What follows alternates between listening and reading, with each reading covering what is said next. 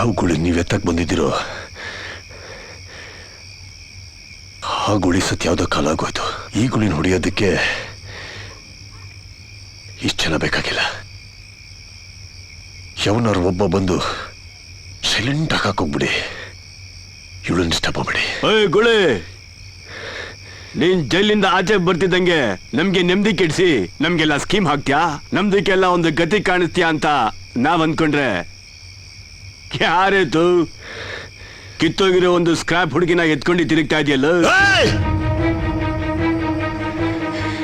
ನನ್ ಬಗ್ಗೆ ಏನ್ ಬೇಕಾದ್ರೂ ಮಾಡು, ತುಂಡ ಕತ್ತರ್ ಸಾಕು.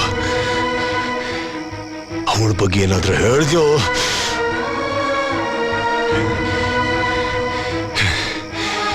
ತಾಳಿ ಕಟ್ಟಿದ್ದೀನಿ.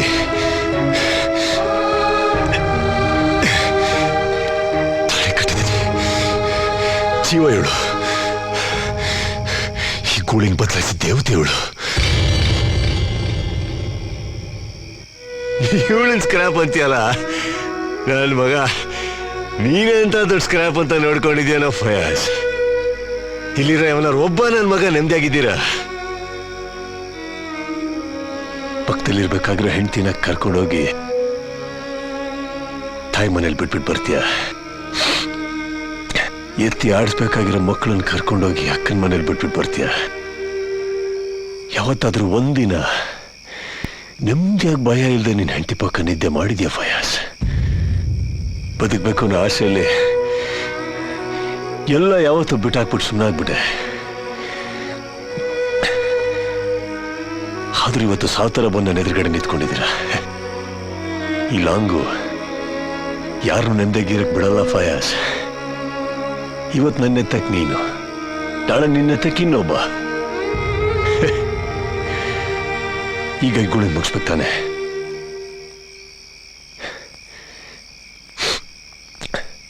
ಒಂದು ನಿಮಿಷ ಫಯಾಜ್, ಒಂದು ನಿಮಿಷ.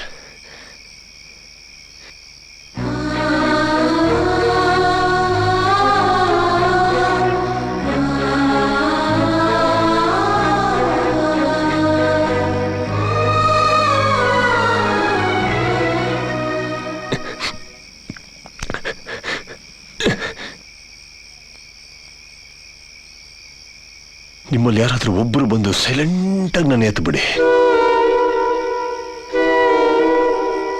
ಅವಳನ್ನು ಡಿಸ್ಟರ್ಬ್ ಮಾಡಬೇಡಿ.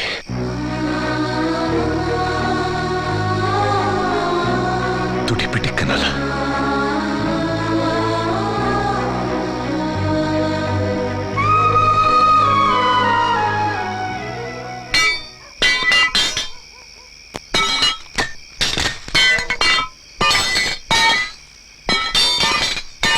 ಹೋಗುಳಿ ನೀನು, ಹೋಗುಳಿ ನೀನು.